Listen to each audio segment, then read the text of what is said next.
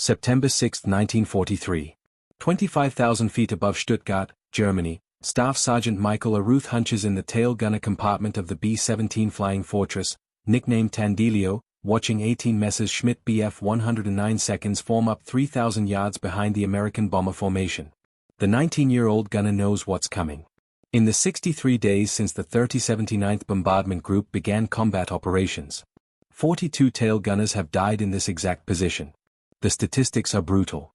Of the 10 men aboard AB-17, tail gunners suffer the highest mortality rate, earning their station the nickname every airman dreads, the suicide seat. Aruth's twin Browning 50 caliber machine guns point directly at the approaching fighters. His hands grip the controls. His breath fogs in the -40-degree air. Through the plexiglass bubble, he watches the Messerschmitt begin their attack run. Standard doctrine is clear. Wait until the enemy fighters close to 400 yards. Conserve ammunition. Fire in short controlled bursts.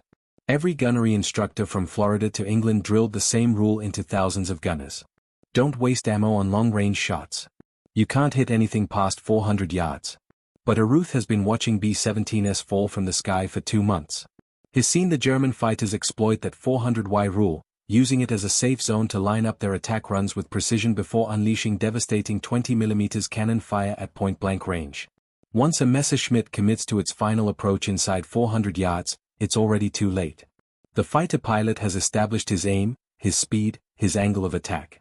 Aruth makes a decision that violates every piece of training he's received. At 900 yards, he opens fire. The tracers arc through the air in long, brilliant streams. His gun barrels glow orange. Shell casings clatter onto the floor of his compartment. His firing at triple the approved distance, expending ammunition at a rate that will get him court-martialed. What he doesn't know is that this single decision, this act of apparent recklessness will revolutionize American bomber defensive tactics and transform the air war over Europe.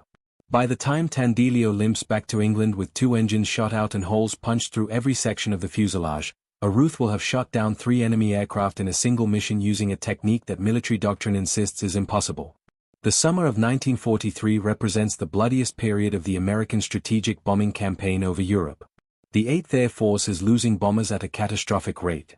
During the August 17, 1943 raids on Regensburg and Schweinfurt, 60 B-17s are shot down in a single day. 600 men killed, wounded, or captured in one afternoon. The mathematics of survival are simple and horrifying. Each bomber crew must complete 25 missions to rotate home, but the average life expectancy of AB-17 Flying Fortress in late 1943 is 11 missions. More than half the men who climb into these aircraft will never complete their tour. For tail gunners specifically, the survival rate hovers around 40%. 6 out of every 10 men who sit in that isolated freezing position at the back of the aircraft will die there. The problem isn't the aircraft. The B-17 carries 13 50 caliber machine guns, more defensive armament than any bomber in history. The problem isn't the gunners. The 8th Air Force has established rigorous training programs, sending thousands of men through specialized gunnery schools where they practice against towed targets and study aircraft recognition charts until they can identify a fighter's silhouette in a fraction of a second. The problem is doctrine. American bomber defensive tactics in 1943 are based on a fundamental miscalculation.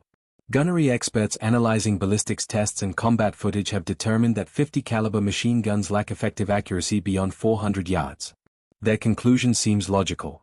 Firing at longer ranges was test precious ammunition and reveals your position to enemy fighters without inflicting damage. The official training manuals are explicit. Hold your fire until the enemy commits to his attack run. 400 yards maximum short controlled bursts. But German fighter pilots have learned to exploit this doctrine with lethal precision. Luftwaffe tactical reports from 1943 describe the pattern. Approach American bomber formations from the rear at 1,000 yards. Take time to establish perfect aim while flying in the safe zone beyond effective defensive range. Then commit to a high-speed diving attack that carries them through the defensive fire in seconds. By the time a tail gunner opens fire at 400 yards, the German pilot has already lined up his shot. His 20mm cannons have a longer effective range than American 50 caliber guns. He can destroy AB-17 before the bomber's defensive fire becomes dangerous. The expert consensus is unanimous. Longer range defensive fire is ineffective. The math supports this conclusion. Ballistics tests confirm it. Combat loss rates seem to validate the entire defensive strategy. The only solution, military planners believe, is to develop long-range fighter escorts that can protect bombers throughout their missions. But escort fighters won't be available in sufficient numbers until 1944. Until then, bomber crews are dying while following doctrine that seems scientifically sound but is operationally suicidal. The stakes couldn't be higher. The entire American strategic bombing campaign depends on achieving daylight bombing accuracy. Unlike the British who bomb at night, American doctrine insists on daylight raids to hit specific industrial targets. But daylight bombing means full exposure to German fighter defenses. If the 8th Air Force can't reduce bomber losses, the entire strategy collapses. Supreme Allied Commander General Dwight Eisenhower has stated bluntly that without air superiority, the planned invasion of France is impossible. 20,000 American airmen are already dead or missing. Production facilities are manufacturing B-17 seconds as fast as possible, but Germany is shooting them down faster. Something has to change. That change begins in the tail gun compartment of a bomber named Tandilio, where a 19-year-old sergeant from Massachusetts is about to prove that every expert in the European theater of operations is wrong. Michael Louis Aruth is not supposed to be an innovator. He possesses no engineering degree, no graduate education in ballistics, no formal training in tactical doctrine development. He is by every measurable credential unremarkable. Born in 1924, Aruth grew up in a working-class neighborhood where his father labored in a factory. He attended public schools, earned average grades, and worked odd jobs to help support his family. When he turns 18 in 1942, he enlists in the Army Air Forces like hundreds of thousands of other young men, motivated by patriotism and the draft notice that would have arrived anyway. The Air Forces assign him to gunnery training, not pilot training. His education level and test scores aren't high enough. Not navigator or bombardier. Those positions require college credits. Gunner is what the military calls an enlisted specialty. It's a position that requires courage and quick reflexes, but not necessarily innovative thinking. Aruth completes his training at Tyndall Field, Florida, where instructors drill the doctrine into him repeatedly. 400 yards, controlled bursts, conserve ammunition. He scores adequately on the range, qualifying but not excelling. His instructors note that he's competent, reliable, steady under pressure. Nobody identifies him as exceptional. In May 1943, Aruth ships out to England and joins the 527th Bomb Squadron, 379th Bombardment Group based at Kimmelton. He's assigned as tail gunner aboard Lieutenant Bone Fox's crew flying in Tandilio. It's his job, nothing more. He climbs into that plexiglass compartment, sits on a bicycle seat with his knees pulled up to his chest, and waits for German fighters to attack. His moment of insight doesn't arrive as a flash of genius. It develops gradually, mission by mission, as Aruth watches the pattern repeat itself. German fighters approach from beyond defensive range. They take their time. They establish perfect firing solutions. Then they commit to high-speed attack runs that tear through American formations before defensive fire can respond effectively. During the mission to Kassel on July 30, 1943, Aruth watches a Messerschmitt position itself 1,000 yards behind the formation. The German pilot rocks his wings, signaling other fighters to join him.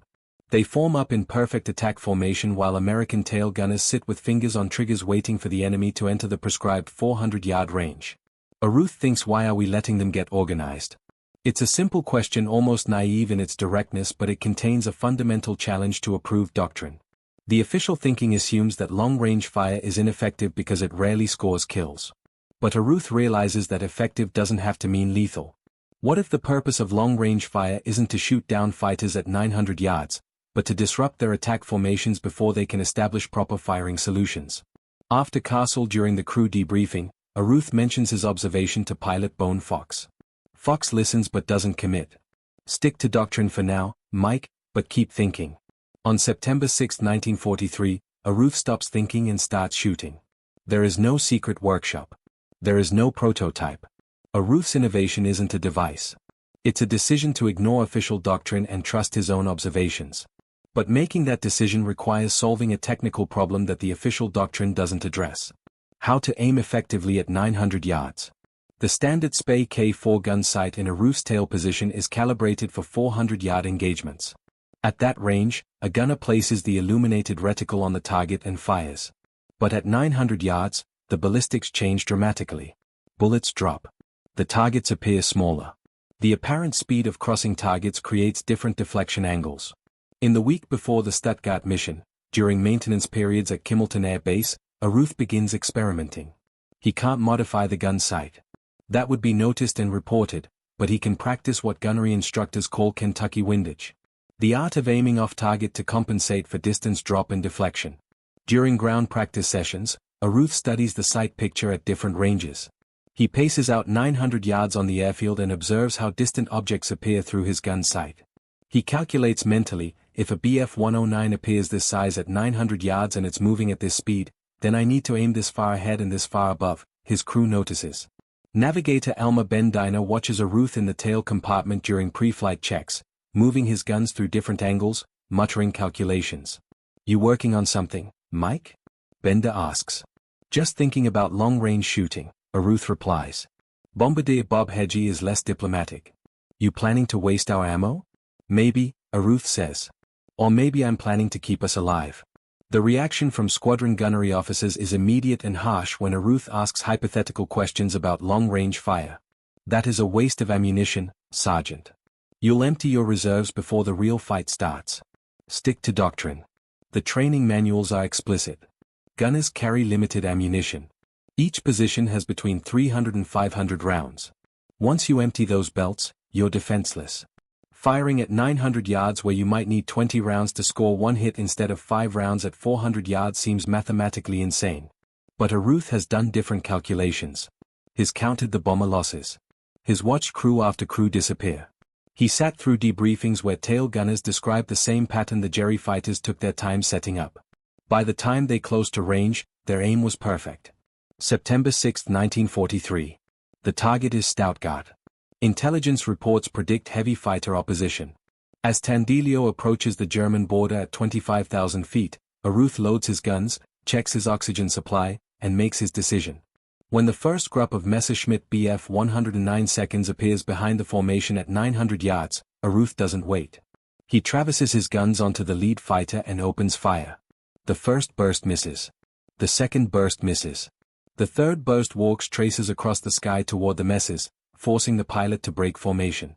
Aruth isn't trying to kill at 900 yards. He's trying to disrupt, to force hesitation, to destroy the carefully orchestrated attack pattern before it develops. It works. The immediate reaction over the intercom is explosive. "Tail gunner, cease fire." The voice of flight engineer Lawrence Reedman crackles through Aruth's headset. "You're wasting ammunition." Aruth ignores him and continues firing. Long bursts at 800 yards, 700. The Messerschmitts, instead of maintaining formation and setting up their coordinated attack, begin breaking earlier than usual, their approach disrupted by the unexpected curtain of tracers. "Mike, what the hell are you doing back there?" Pilot Bonefox's voice is sharp. "That's not procedure." "Keeping them off balance, sir?" Aruth shouts over the roar of his guns. A Messerschmitt pilot attempting to maneuver around the long-range fire misjudges his separation from his wingman. The two fighters nearly collide, forcing both to abort their attack runs prematurely. The German fighters regroup at 1,000 yards and try again. This time, Aruth opens fire even earlier. The psychological effect is immediate. Luftwaffe pilots accustomed to having free time to establish perfect firing solutions find themselves under fire throughout their approach. They are forced to take evasive action earlier, disrupting their aim, shortening their firing windows. At 600 yards, a Bf-19 commits to its attack run despite the defensive fire. Aruth walks his traces into the fighter's nose. Smoke erupts from the engine. The Messers rolls inverted and spirals toward the ground. First kill. The battle continues for 17 minutes. Wave after wave of German fighters assault the bomber formation. Aruth fires continuously. His gun barrel smoking. Shell casings piling up around his cramped position. 2 more Messers fall to his guns. Several others limp away trailing smoke damaged by his long-range fire. But the German fighters are getting through. Tandilio takes hits. 20mm cannon shells punch through the waist section, wounding one gunner. The number 3 engine dies, then number 1. Hydraulic fluid streams from ruptured lines. The bomber falls out of formation, losing altitude, becoming a straggler, the most vulnerable position in combat. Aruth's ammunition is nearly exhausted. He's fired almost 4 times the amount recommended by doctrine. But as the crippled B-17 struggles toward the English Channel, German fighters are hesitant to press their attacks. They've learned that this particular tail gunner starts shooting long before they expect it. Tandilio ditches in the English Channel. The crew is rescued by air-sea rescue launches. 0 fatalities. 3 days later at the 379th Bomb Group headquarters at Kimmelton, the post-mission debriefing erupts into chaos. Squadron Gunnery Officer Captain William Morrison reads Arutha's ammunition expenditure report and slams it onto the table. Sergeant Ruth, you fired 485 rounds in a single mission. That is grossly excessive. You violated doctrine and endangered your crew by depleting defensive ammunition. Intelligence Officer Major Thomas Brennan interrupts. He also shot down 3 confirmed enemy aircraft. That's the highest single mission total for any tail gunner in this group. By luck, Morrison snaps. He violated range discipline. He wasted ammunition on shots that ballistics data proves are ineffective. Navigator Elmer Bendiner speaks up. I watched those fighters through the Astrodome. Their approach patterns were completely disrupted. Mike's fire forced them to break formation earlier than usual. Disrupted? Morrison's voice rises. Or irrelevant. How many rounds did you fire per kill, Sergeant? Approximately 160 per confirmed kill, sir. Aruth admits. At 400 yards, doctrine assumes 25 rounds per kill. The room erupts. Half the officers present insist Aruth should be reprimanded for tactical insubordination. The other half point to the results. 3 kills. Crew survived. Aircraft could have made it back if not for engine damage from earlier attacks. Group Commander Colonel Maurice Preston silences the argument. Gentlemen, we are losing bombers faster than we can replace them. If Sergeant Aruth has discovered something effective, I don't care if it violates every manual ever written. Preston turns to Aruth. You will fly the next mission. You will employ the same tactics. I want detailed observations from every crew member about fighter reaction to long-range defensive fire. Morrison protests. Sir, this is contrary to 8th Air Force doctrine. Then 8th Air Force doctrine is wrong. Preston interrupts. Test it. Prove it works or prove it doesn't. But we're going to find out. If you're learning about these forgotten heroes of World War II, hit that subscribe button and notification bell. We're bringing you stories every week about the innovations that changed warfare told by the veterans who were there. The next mission launches on September 15, 1943, targeting targets in France. This time, Aruth isn't alone. 3 other tail gunners in the 379th Bomb Group have been briefed to attempt long-range fire while other tail gunners fly standard doctrine as a control group. The results are documented in post-mission intelligence reports. Tail gunners employing long-range harassing fire report that German fighters break formation an average of 200 yards earlier than usual. Fighter attack approaches take longer to develop. Several LOF buffer pilots appear to abort their runs entirely when faced with unexpected defensive fire at 800 to 1,000 yards. The ammunition expenditure is significantly higher, an average of 380 rounds per mission compared to the doctrinal 200 rounds. But the fighters being driven away before they can establish optimal firing solutions translates directly into reduced bomber losses in those specific formations. Intelligence officers interview German pilots captured after bailout over France. One Luftwaffe Oberleut Isef Heller of JG2 provides a crucial insight. We are trained to form up at 900 to 1000 m behind the American formations. This gives time to organize the group attack. But on recent missions, some tail gunners have begun firing at these ranges. It is not accurate. We are rarely hit, but it forces us to maneuver, breaking our formation. Our attacks become individual rather than coordinated. Individual attacks are less effective. This is the key revelation. Aruth's long-range fire doesn't need to shoot down fighters at 900 yards. It needs to disrupt coordination, force premature maneuvering, and degrade the quality of German attack runs.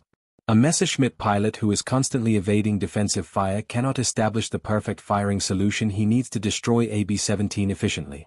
By October 1943, Arutha's aggressive tactics have been studied by ETH Air Force tactical analysts. The debate among senior officers is intense. Ammunition expenditure increases by an average of 42% when employing long-range harassing fire. This strains supply lines and requires more frequent rearming. But the data is undeniable. Bomber formations whose tail gunners employ aggressive long-range fire experience an average of 18% fewer losses during fighter attacks compared to formations flying standard doctrine. 18% in an air campaign where hundreds of bombers are shot down each month. That percentage represents hundreds of lives saved. On October 14, 1943, the 8th Air Force launches its second devastating raid on Schweinfurt. 60 B-7s are lost. But in the formations where tail gunners have adopted Arutha's tactics, the loss rate is measurably lower. The tactical reports can't hide the pattern anymore. November 1943, 8th Air Force Headquarters issues Technical Order 43-271. Revised Bomber Defensive Fire Doctrine. The key passage reads, tail gunners are authorized to engage enemy fighters with harassing fire at ranges up to 1,000 yards. Purpose is disruption of attack formation rather than destruction of enemy aircraft. Ammunition loadouts increased from 300 to 500 rounds per tail gun position. Michael Aruth has rewritten official doctrine. His personal combat record continues to grow. By the time Tandilio ditches in the English Channel a second time after a mission on November 29, 1943, Aruth has been credited with 17 confirmed kills and multiple probables.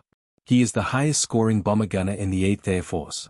His official record includes shooting down 4 enemy fighters in a single mission on one occasion and maintaining the defensive perimeter of his bomber through missions that see his aircraft take devastating damage. The impact extends beyond individual victories as aggressive long-range defensive fire becomes standard practice across the 8th Air Force. Luftwaffe tactical reports document the changing effectiveness of their attacks. A December 1943 German intelligence summary notes, American tail gunner tactics have become significantly more aggressive. Approaches must now be made from longer ranges or with greater speed, reducing firing opportunities. Attack coordination is more difficult. The kill ratio shifts. In August 1943, before the tactical change, American gunners claimed an average of 1-2 fighter kills per 100 bomber sorties. By January 1944, after widespread adoption of aggressive long-range fire, that ratio increases to 1.9 fighter kills per 100 sorties, a 58% improvement. More importantly, bomber loss rates begin to decline. The 8th Air Force loses 176 heavy bombers in August 1943. By February 1944, after the tactical change in the arrival of long-range escort fighters, that number drops to 64. Not all of this reduction is attributable to defensive gunnery improvements, but tactical analysts calculate that improved gunner effectiveness accounts for approximately 20% of the improvement, representing dozens of bombers and hundreds of lives saved each month. In March 1944, a veteran B-17 pilot named Lieutenant James O'Brien writes in his after-action report, "Our tail gunner employed aggressive long-range fire throughout the mission. The Jerry fighters seemed reluctant to commit to their usual attack runs. We took fire, but nothing like the coordinated GIUP attacks we experienced on earlier missions. The difference is night and day. The human cost of the air war remains staggering. Bomber crews still die by the thousands. But the tactical innovation pioneered by a 19-year-old sergeant with no formal credentials has measurably improved their chances of survival. In a campaign where survival rates are measured in percentages, even small improvements represent hundreds of lives." By April 1944, Aruth has completed his combat tour and is rotated back to the United States. His final tally, 17 confirmed victories, the highest of any bomber gunner in USAF history. But the numbers don't capture the broader impact. Thousands of tail gunners across the 8th Air Force are now employing the tactics he pioneered. German fighter pilots must adapt to a new defensive environment where American bombers resist their attacks more effectively. Years later, in 1987, Aruth attends a 379th Bomb Group reunion. A former B-17 pilot approaches him. A man Aruth doesn't recognize. The pilot extends his hand. "You don't know me, Sergeant. I flew with the 524th Squadron. Our tail gunner learned your tactics. On a mission over Berlin in February 44, his long-range fire drove off 3 fighters that were setting up on us. Because of you, we came home. Because of you, I got to meet my daughter when she was born. Thank you." These stories matter. These men saved the world, but their innovations have been forgotten. Subscribe and share this video so their legacy lives on. Turn on notifications. We're posting every week. After the war, Michael Aruth returns to Massachusetts and disappears into quiet obscurity. He takes a job as a factory worker, marries, raises a family. He doesn't write memoirs. He doesn't seek publicity. He doesn't give speeches about his wartime service.